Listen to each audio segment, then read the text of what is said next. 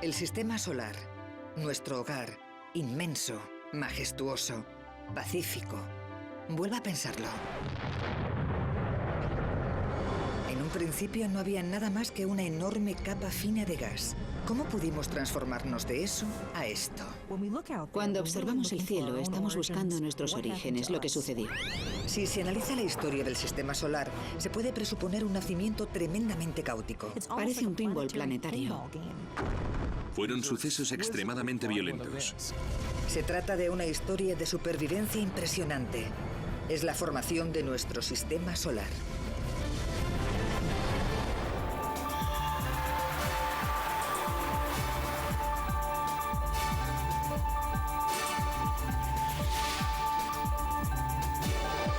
Ciencia al desnudo. El nacimiento del sistema solar.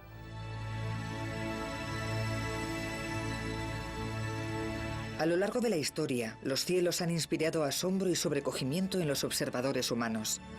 Nuestros ancestros contemplaban el cielo con admiración e imaginaban el poder de esos objetos brillantes que nosotros llamamos planetas. La cuestión es que desde que ha existido el hombre, ha observado el cielo. Ha estudiado lo que se ve en él y se ha preguntado lo mismo. ¿Qué relación existe entre nosotros y eso?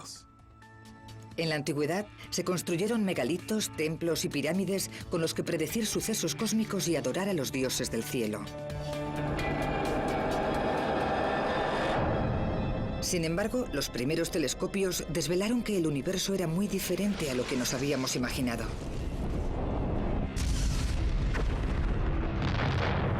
Empezamos a descubrir qué poblaba realmente el exterior. No solo dioses, sino planetas, estrellas e inmensas nubes de gas. En 1755, Immanuel Kant, científico y filósofo alemán, centró sus estudios en esas inmensas nubes o nebulosas hasta dar con una de las primeras teorías modernas que explican cómo se formó el sistema solar. Ha resultado que todas esas nubes preciosas del espacio interestelar son muy importantes, puesto que es ahí donde nacen las estrellas y se forman los planetas.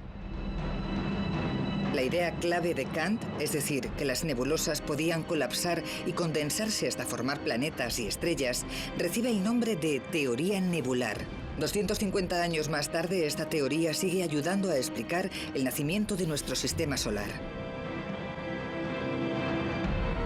Hoy en día, nuevas observaciones han revelado cuál es el origen del Sol, los planetas y las lunas del sistema solar. Algunos científicos, como el profesor Jeff Hester, están resolviendo muchos de los antiguos misterios que rodean este proceso de formación. Ahora estamos obteniendo las respuestas a las preguntas que la humanidad lleva cuestionándose desde que existe vida humana en la Tierra.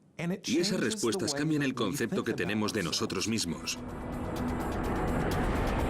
La doctora Michelle Thaler es astrónoma y trabaja con el telescopio espacial Spitzer de la NASA. Es el cuarto y último satélite del programa de gran observación de la NASA y ofrece a los científicos un punto de vista del universo totalmente nuevo. Los recientes avances de la astronomía se deben a que por fin podemos observar el universo tal y como es y no como lo percibe el ojo humano. Un modo de demostrar cómo surgió el sistema solar es estudiar la formación de otros sistemas más lejanos. Sin embargo, si Kant estaba en lo cierto y los nuevos sistemas solares surgen en el interior de nubes de gas interestelar, quizás no podamos distinguir jamás lo que sucede. Nuestros propios sentidos, lo que puede ver el ojo humano, no es en realidad todo lo que existe. Hay muchísimos otros objetos ahí arriba, pero los seres humanos no pueden percibirlos de forma natural. Los cuerpos emiten radiación infrarroja, que presenta una longitud de onda más larga que la luz visible. Por lo tanto, el polvo no la dispersa. Con los telescopios convencionales que emplean luz visible, no se puede ver el interior de una nebulosa cubierta de polvo. No obstante, los sensores infrarrojos a bordo del Spitzer sí que pueden. Los bomberos emplean el mismo principio.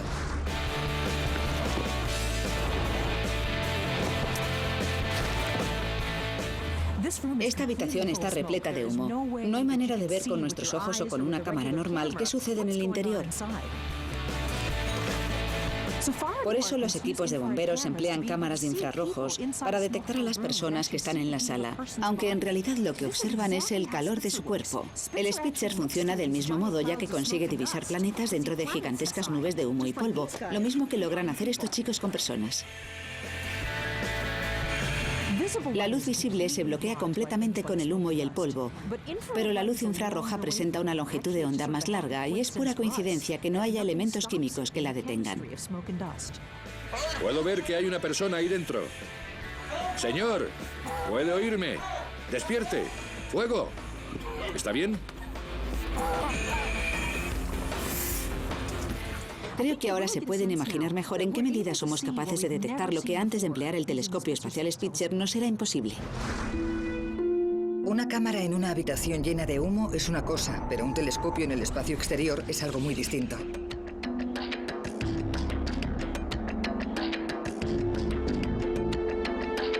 En tierra, Thaler y sus compañeros esperaban angustiados en 2003 los primeros datos del Spitzer. En juego, un punto de vista único de los orígenes del sistema solar. La pura verdad es que nadie había observado el universo con este tipo de luz. En un principio, estábamos maravillados por su belleza. Yo no creía que las imágenes del Spitzer iban a ser tan cautivadoras como resultaron ser. Son preciosas. Sin embargo, no son tan solo fotografías hermosas.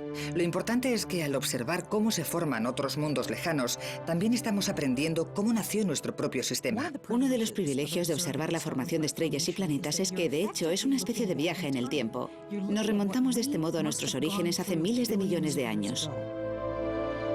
Esta visión del pasado se convierte en una instantánea de las primeras etapas de la formación de los sistemas solares.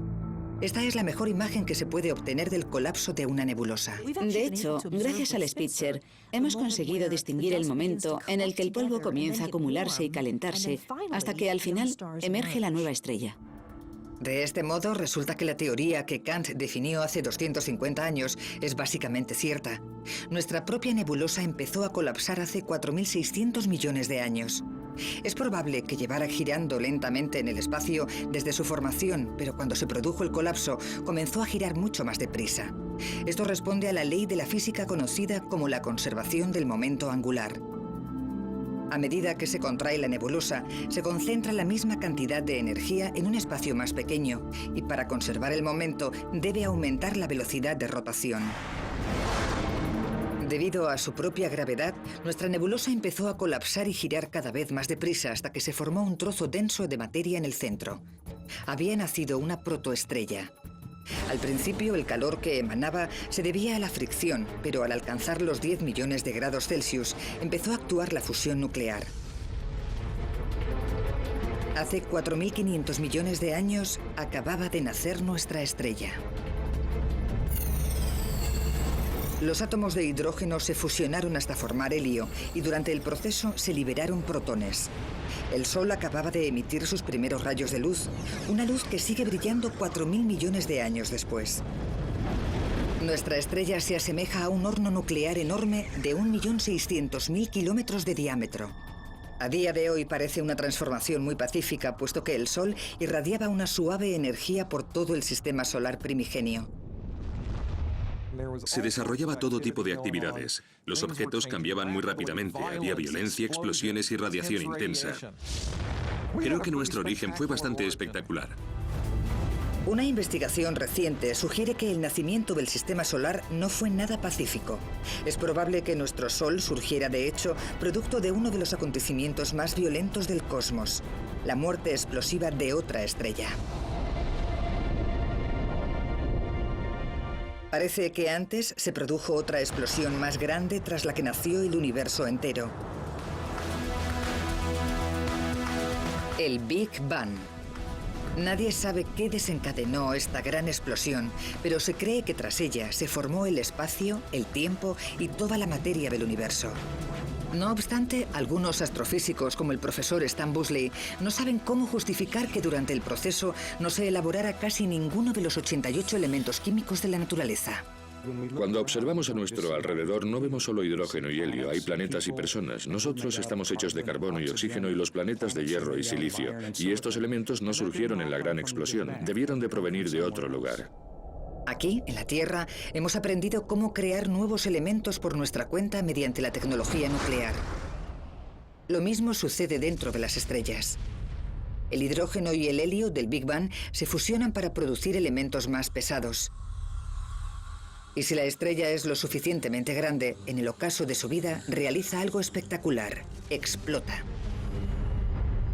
La energía de la explosión de una supernova prácticamente equivale a toda la que el Sol emitirá en sus 10.000 millones de años. Por su parte, la supernova la irradia en menos de un día y a continuación se expande durante varios meses. Mientras se dilata, brilla tanto como una galaxia entera, tanto como 1.000 millones de soles juntos. Los procesos nucleares extremos que se producen dentro de la estrella moribunda fusionan los elementos que ésta creó en vida y surgen elementos más pesados. Cuando explota la estrella, estos se esparcen por el espacio. Al morir una supernova, crea los elementos esenciales para que surjan planetas y vida en otro lugar. Los productos obtenidos tras millones de años de reacciones nucleares se dispersan por el gas interestelar. Durante este proceso surgen algunas de las nubes a partir de las cuales nacerán al final nuevas estrellas. No obstante, son nubes tan finas que es difícil saber qué provoca que colapsen. El mejor modo de averiguarlo es examinar la materia que una vez constituyó la nube, y eso significa analizar los dos objetos más antiguos del sistema solar: los asteroides y los cometas. Pero antes de nada, los científicos necesitan recoger muestras del espacio exterior.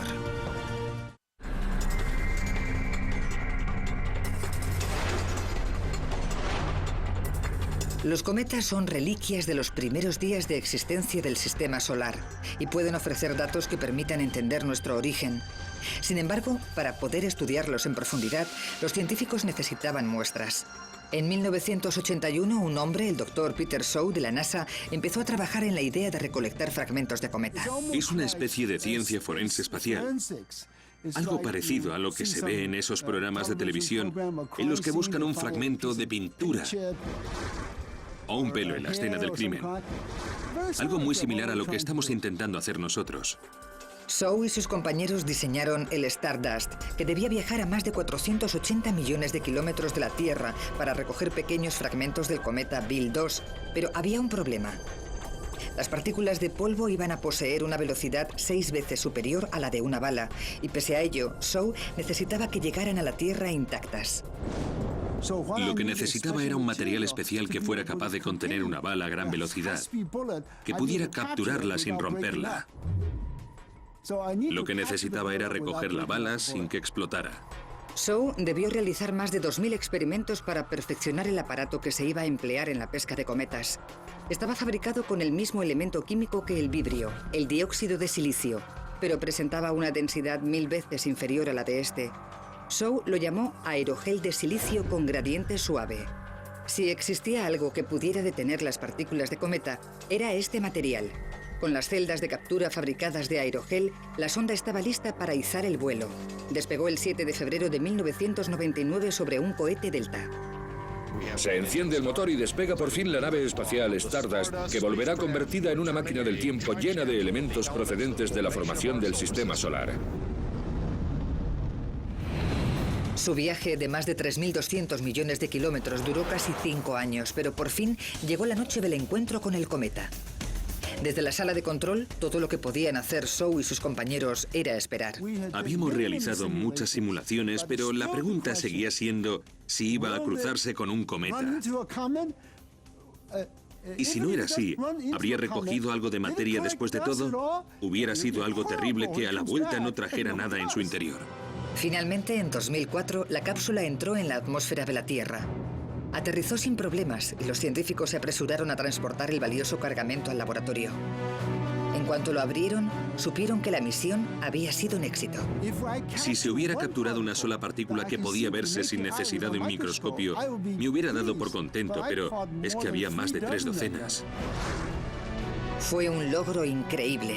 Eran las primeras partículas de cometa que llegaban a la Tierra en perfecto estado. Quizás los fragmentos fueran pequeños, pero contenían muchísima información. Tardaremos muchos años en comprender realmente cómo se formó el sistema solar, porque nos llevará un par de décadas exprimir todo lo que se pueda de las muestras del Stardust. Puede que el equipo deba esperar décadas hasta obtener todos los resultados, pero mientras tanto, otros científicos lo intentan con otro enfoque. Los cometas no son la única fuente de materia procedente del sistema solar. Los meteoritos también son antiguos y presentan una gran ventaja. Vienen a nosotros. Lo sorprendente es que cada vez que se data un meteorito en el laboratorio, se obtiene casi siempre la misma respuesta. 4.500 millones de años. 4.500 millones de años.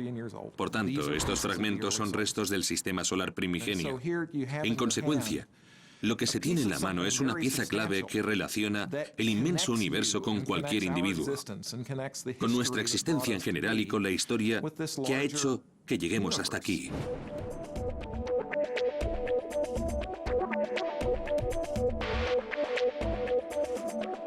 Después de exhaustivos análisis, el equipo de Hester descubrió isótopos inestables de hierro 60 en el interior de los meteoritos.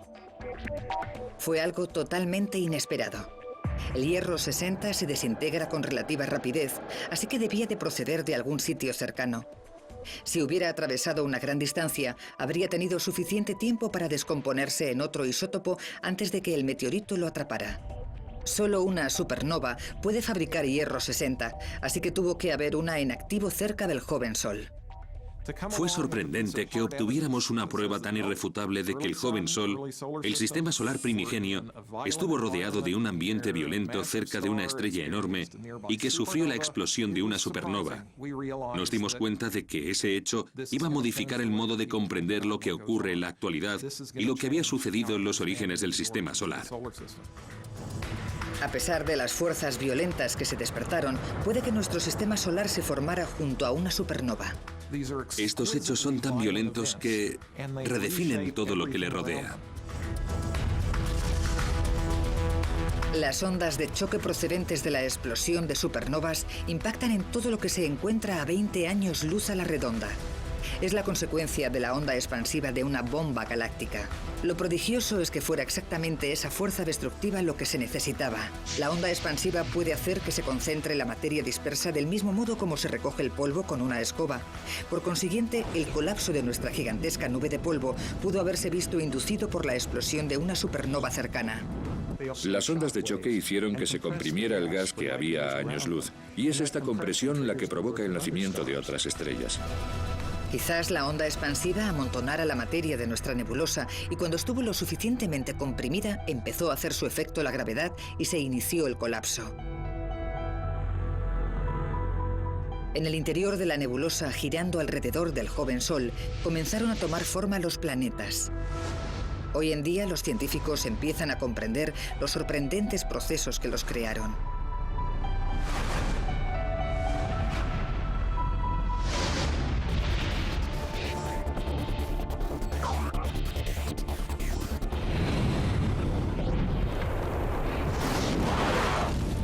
Durante años, el proceso de la formación planetaria había turbado a los científicos. Algunos astrónomos creen que los planetas crecieron dentro de la nube de partículas de gas que rodeaba al Sol recién nacido. Sin embargo, esta materia estaba demasiado dispersa como para que la gravedad provocara que se amontonase. En 2003, unos cuantos experimentos informales a bordo de la Estación Espacial Internacional lanzaron algo de luz sobre este antiguo misterio.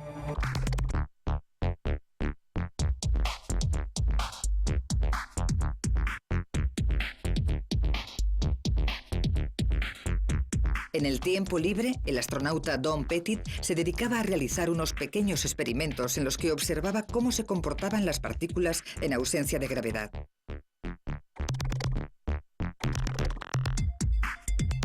Tomaba diferentes tipos de granos, de café, azúcar y sal y los colocaba en bolsas. Después contemplaba cómo empezaban a unirse unos a otros. Se dio cuenta de que la fricción que surgía entre las partículas cuando chocaban dentro de la bolsa creaba una carga electroestática que las atraía entre sí hasta que se formaban trozos de materia. Esas mismas cargas electroestáticas también habrían aparecido si el experimento se hubiera realizado en la Tierra, pero en nuestro planeta la potente fuerza de la gravedad habría hecho imposible observar esos mismos resultados.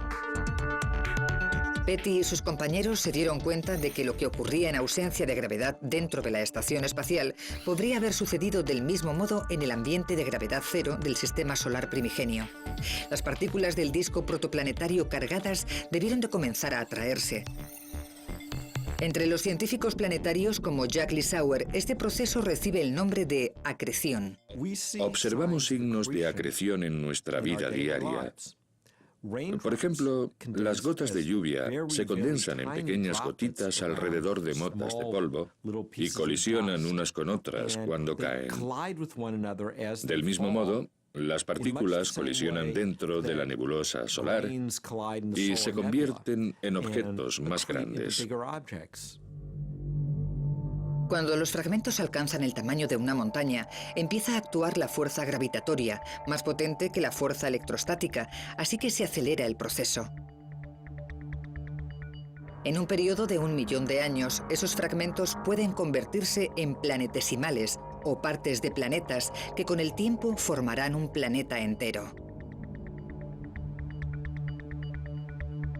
La gravedad mantiene a los planetas en sus órbitas alrededor del Sol. De siempre se entendía que se trataba de una misteriosa fuerza, pero desde Einstein los científicos tienen un concepto diferente de la gravedad.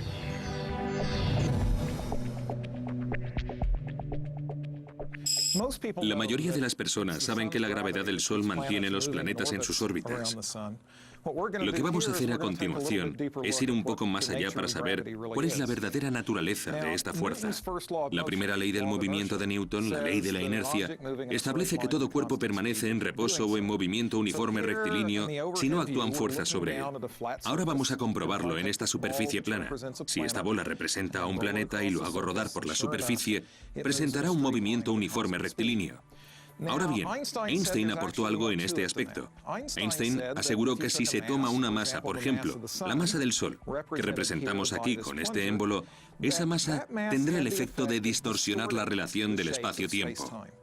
A nosotros no nos parece que está distorsionada. Desde arriba sigue siendo la misma superficie plana de antes, que se asemeja a un tablero de ajedrez. Sin embargo, no hay duda de que no es idéntica porque cuando se toma un planeta y se lanza a este espacio-tiempo distorsionado, intenta llevar un movimiento rectilíneo, pero no puede seguir una línea recta. En cambio, al final resulta que se mueve en torno a un objeto central en una órbita. Y este efecto del espacio-tiempo curvo recibe el nombre de gravedad. La gravedad ejerce la misma fuerza en todas direcciones y su efecto es siempre atraer la materia hacia el centro del cuerpo. En consecuencia, cuando es lo suficientemente potente, puede convertir cualquier objeto en una esfera. Por esta razón, todos los planetas del sistema solar son esferas prácticamente perfectas. Si su diámetro sobrepasa los 480 kilómetros, no pueden presentar otra forma. Todos los planetas son más o menos esféricos y todos proceden del mismo disco original. No obstante, son mundos totalmente distintos. Por ejemplo, Marte está formado por rocas mientras que Júpiter lo está por gases. Estas diferencias se explican con una ley fundamental de la física. Los diversos tipos de materia se condensan a diferentes temperaturas. Lo que decide qué es gas y qué es sólido tiene que ver con la temperatura y nada más. En un principio, toda la materia existente alrededor de nuestra joven estrella estaba tan caliente que se presentaba en estado gaseoso. Después, a medida que iba alejándose, fue enfriándose y la materia se condensó igual que los copos de nieve que se forman en la Tierra. En el sistema solar interno, que estaba más cerca del Sol, la temperatura era elevada, demasiado elevada para que se condense en el gas o el hielo. A esa distancia se evaporarían de forma instantánea. Sin embargo, las partículas metálicas no tienen problema en ese ambiente y, por lo tanto, surge el planeta más metálico, Mercurio.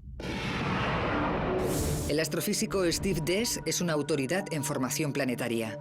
Su investigación le ha llevado a comprender la hostilidad que debe reinar en Mercurio.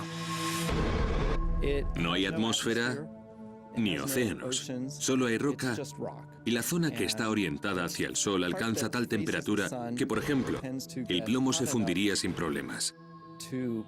Llega a haber cientos de grados Celsius. Ese calor sofocante se debe a que Mercurio está muy próximo al Sol, prácticamente a un tercio de la distancia entre este y la Tierra. A medida que nos alejamos, desciende la temperatura unos 500 grados centígrados. En este ambiente se condensan partículas más rocosas. En consecuencia, en esta región se formaron Venus, la Tierra y Marte.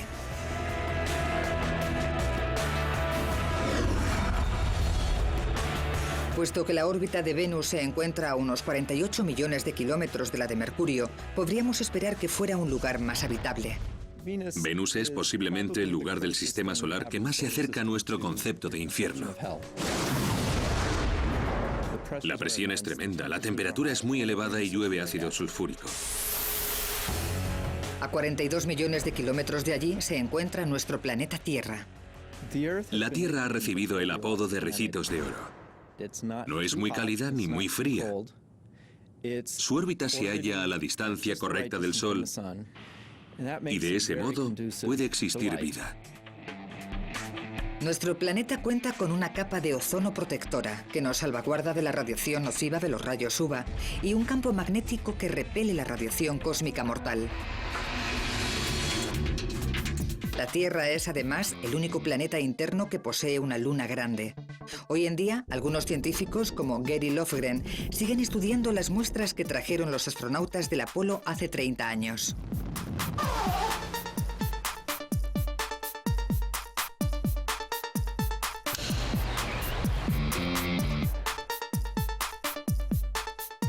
Lofgren trabaja en las instalaciones de almacenamiento lunar donde la NASA guarda la mayor parte de los 380 kilogramos de roca que recogieron de la Luna. Durante años, los científicos los han estado analizando para descubrir cómo se pudo formar la Luna y el resto del sistema solar.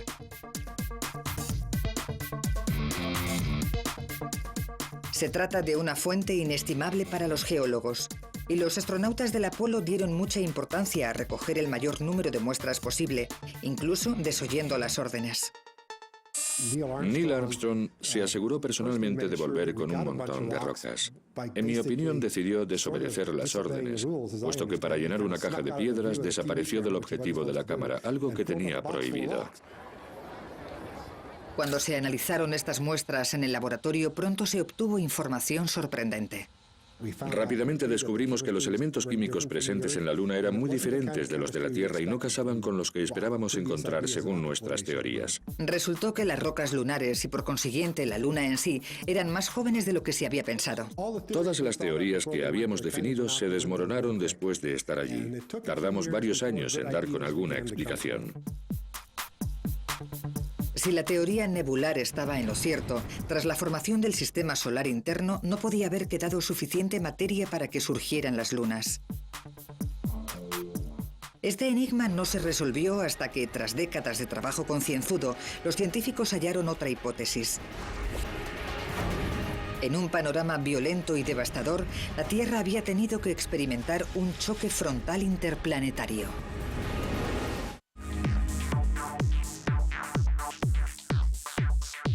En 1969, Neil Armstrong fue el primer hombre que caminó sobre la Luna.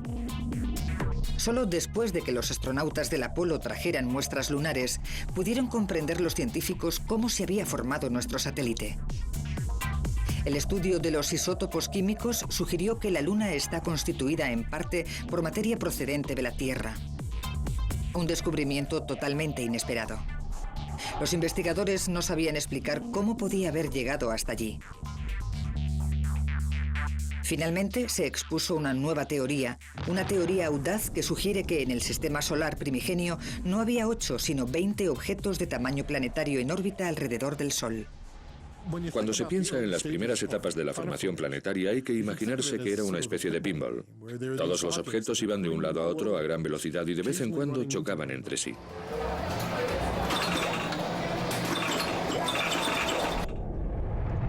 Hace 4.530 millones de años, la joven Tierra chocó frontalmente con un objeto llamado Theia, un cuerpo del tamaño de Marte. Si se produjera esa colisión hoy en día, probablemente conllevara el fin de la humanidad. Equivaldría a muchísimas bombas de hidrógeno explotando en la superficie de la Tierra a la vez.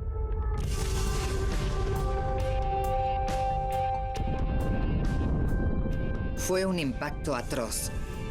El golpe fue tan fuerte que, en consecuencia, miles de millones de toneladas de roca se libraron de la fuerza de la gravedad y se diseminaron en el espacio.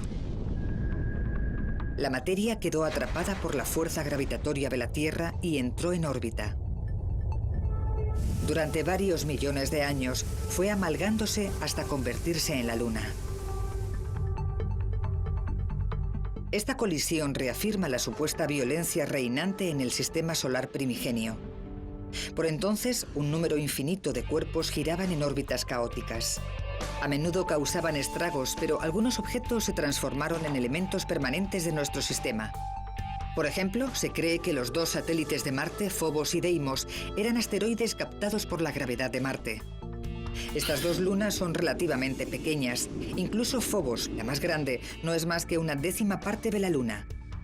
Aunque Marte en sí mismo mide 1/3 de la Tierra, presenta los rasgos más extraordinarios del sistema solar. Marte es un planeta espectacular, un paraíso para los geólogos. Por ejemplo, se puede encontrar el cañón más grande de todo el sistema solar, el Valles Marineris, que presenta afluentes laterales que eclipsarían el Gran Cañón de la Tierra. Su tamaño es aproximadamente el de Estados Unidos. Además, cuenta con el volcán más grande de todo el sistema solar, el Monte Olimpo, que haría parecer pequeño al Everest.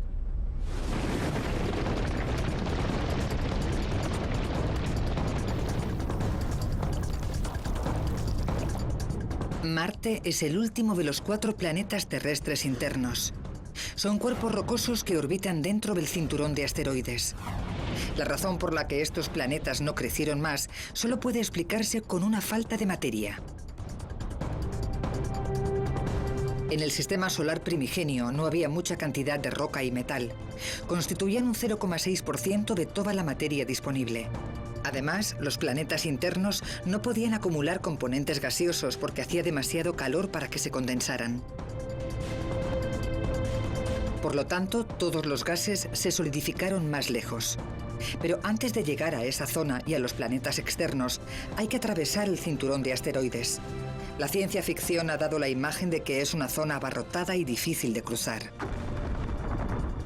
En la actualidad sabemos que en el cinturón hay por lo menos decenas de miles de asteroides que llegan a los 2 kilómetros de diámetro. Sin embargo, sería bastante improbable que una nave pilotada chocara contra uno. De hecho, debemos ser muy meticulosos si queremos que alguna sonda espacial alcance un asteroide, porque la distancia media que existe entre uno y otro puede ser de más de 1,5 millones de kilómetros. Tras atravesar el cinturón de asteroides, nos topamos con una frontera crítica invisible. Recibe el nombre de línea de temperatura crítica. Tras cruzar esta frontera espacial, a unos 450 millones de kilómetros del Sol, nos encontramos con planetas completamente diferentes. En algún lugar del cinturón de asteroides había una línea de temperatura crítica a partir de la cual hacía el frío suficiente para que se condensara el agua. Esta transición fue gradual, pero muy importante.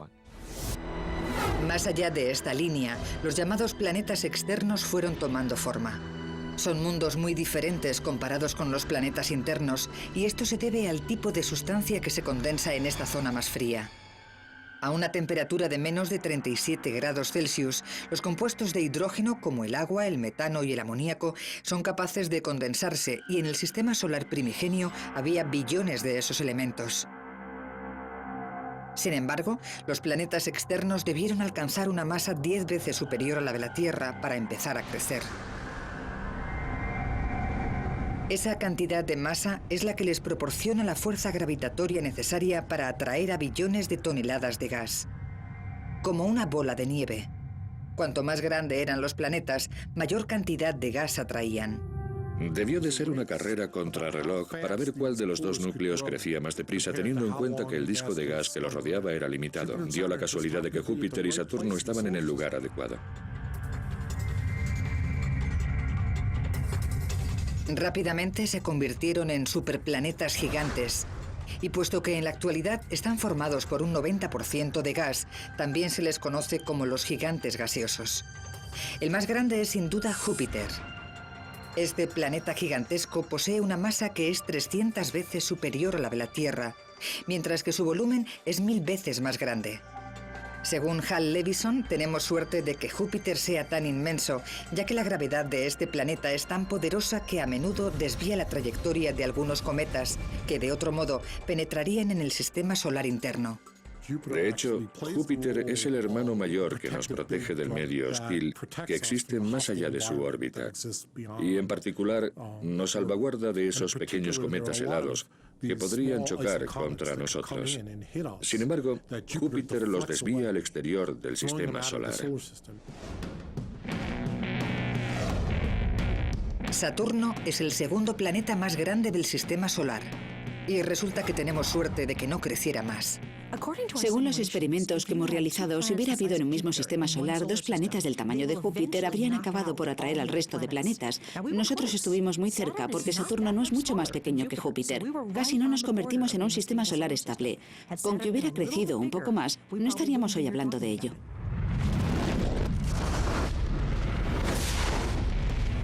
Es una idea que asusta. La gravedad de un Saturno más grande junto a la de Júpiter habría atraído y devastado a los planetas más pequeños. Por suerte, Saturno no tomó esa senda destructora y, en su lugar, se convirtió en una de las bellezas del sistema solar. Siempre que muestro los planetas con el telescopio, dejo Saturno para el final. Es bonito, una preciosidad. Esa hermosura se debe en buena parte a sus grandes anillos.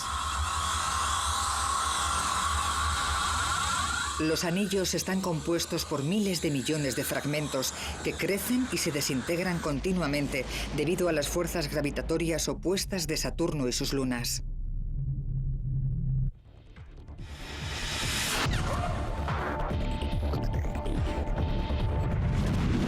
Urano se halla a casi el doble de distancia del Sol que Saturno. Tanto este planeta como Neptuno son mundos helados con mucho menos gas que los gigantes gaseosos. En cierto sentido, llegaron al banquete demasiado tarde. Urano es un lugar muy sencillo de color verde azulado gracias a la capa de metano que recubre su atmósfera. Debido a esa lejanía, no se convirtió en un gigante de gas, sino en uno de hielo. La temperatura media alcanza los 200 grados bajo cero. Desde que Plutón se ha visto degradado a la categoría de planeta enano, Neptuno, de color azul, es actualmente el último planeta. Hasta hace poco se pensaba que estos cuerpos marcaban el final del sistema solar. Nuestro concepto del sistema solar cambió drásticamente en 1992 cuando se descubrió una estructura que llamamos el cinturón de Kuiper. A unos 45 millones de kilómetros del Sol, se ha calculado que este cinturón alberga unos 70.000 pedazos grandes de hielo. Está compuesto por todos los restos procedentes de la formación de los planetas, que, por así decirlo, no llegaron a cuajar. Después, a una distancia del Sol 1000 veces superior, se encuentra la misteriosa nube de Oort, formada por más de 1 billón de cometas. Probablemente la mayoría de estos se constituyeron más cerca del Sol durante el mismo proceso que creó los planetas. Sin embargo, puede que la fuerza gravitatoria de los jóvenes Júpiter y Saturno forzara la ampliación de la órbita de estos cometas, que, por tanto, quedaron relegados a los confines del sistema solar. A casi 1 año luz del Sol, los bordes externos de la nube de Oort configuran, esta vez sí, la última frontera. Se han descubierto miles de millones de estrellas más allá de nuestro sistema solar, muchas con planetas propios. Durante mucho tiempo, el santo grial de la astronomía fue encontrar un planeta en órbita en torno a una estrella, puesto que el único sistema solar y los únicos planetas que conocíamos eran los nuestros. ¿Qué aspecto iba a tener ese primer planeta extrasolar? En 1992 llegó el descubrimiento que se estaba esperando. Se detectó por primera vez un planeta extrasolar. Un planeta que orbita alrededor de una estrella lejana. El primer planeta que descubrimos fuera del sistema solar resultó ser más grande que Júpiter y estar ubicado muy cerca de su estrella. Este hecho desbarató todos los conceptos que se tenían de los sistemas solares. Es imposible que un objeto tan grande se forme tan cerca de una estrella, porque en realidad no hay suficiente materia. La naturaleza de estos planetas no cuadra con los modelos que explican la formación de los sistemas solares y no se trata de un problema que afecte solo a los mundos lejanos. Cuando se vuelve a estudiar el sistema solar, se comprende que la teoría que hasta ahora definía la formación de los planetas no es totalmente exacta. Es interesante intentar aplicar nuestros modelos, nuestros conceptos de la formación de los planetas a, por ejemplo, Urano y Neptuno. No cuadran. Es imposible que esos planetas se formaran donde se encuentran actualmente. La razón es que no pudo sobrar tanta materia a esa distancia del Sol como para que surgieran estos dos planetas. Es un misterio. Parece que Urano y Neptuno están en el lugar equivocado. Y este es uno de los diversos enigmas que la teoría nebular no puede explicar. También se encuentra la incógnita del cinturón de Kuiper. Según ese modelo, no debería hallarse allí. Pero lo más sorprendente es que parece que todos los cráteres de la Luna tienen la misma edad. Todos estos problemas amenazan con desacreditar la teoría de la formación del sistema solar.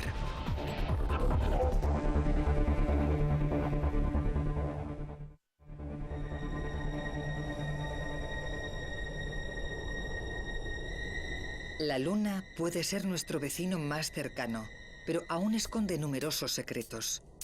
Sin una atmósfera o un clima específico, el paisaje lunar no cambia prácticamente nada. Por consiguiente, se creía que una serie de bombardeos cada 1000 años era suficiente para explicar su superficie agujereada. Sin embargo, las misiones de los Apolos recogieron muestras de roca lunar, entre las que se incluían los restos procedentes de antiguos impactos.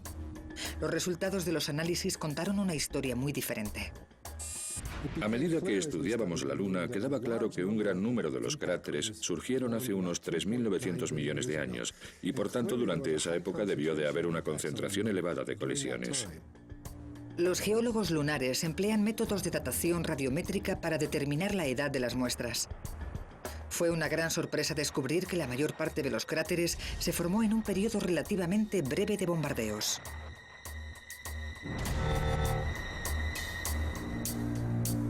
El doctor David Crean es un experto en esta fase, conocida como el bombardeo pasivo tardío o el cataclismo lunar. Estos resultados de la Luna nos explican en realidad aspectos del origen, la estructura y la evolución de todo el sistema solar. Decenas de miles de grandes meteoritos debieron de impactar en la Luna durante el cataclismo lunar. La Tierra también debió de recibir algún golpe. Hoy en día, en la superficie de la Tierra, solo perduran los cráteres más jóvenes, como estos de Arizona, que tienen entre 20.000 y 50.000 años. La mayoría han desaparecido, pero hace 3.500 millones de años no había manera de evitar los impactos. Estamos hablando de entre 20.000 y 40.000 meteoritos con la suficiente energía para cambiar la situación del planeta. ¿De dónde provenía tan alto número de objetos? Dentro de los cráteres producidos por los impactos hemos hallado restos químicos de los objetos que los provocaron y parece que formaban parte del cinturón de asteroides. Esta hipótesis cuadra. Los objetos que una vez golpearon la Tierra corresponden químicamente a las rocas que forman el cinturón de asteroides, así que se sabe con seguridad de dónde provenían. No obstante, hoy en día, la mayoría de los asteroides recorren órbitas estables. No se encuentra causa aparente que justifique la entrada de miles de ellos en el sistema solar interno. Por lo tanto, el bombardeo seguía siendo un enigma. En 2004, Hal Levison dio con una hipótesis. Con un equipo internacional, definió un nuevo modelo para explicar la formación del sistema solar. Fue una especie de luz que me iluminó. Estaba sentado en el despacho y de repente me di cuenta de que acababa de solucionar un problema en el que llevaba gente trabajando décadas. En esos momentos era el único en toda la historia de la humanidad que había llegado a comprender el problema. La teoría de Levison asegura que los planetas se formaron en órbitas muy diferentes, pero que se movieron después. La mayoría de los científicos creía que el sistema solar era estable y relativamente predecible, pero ahora muchos expertos no están de acuerdo.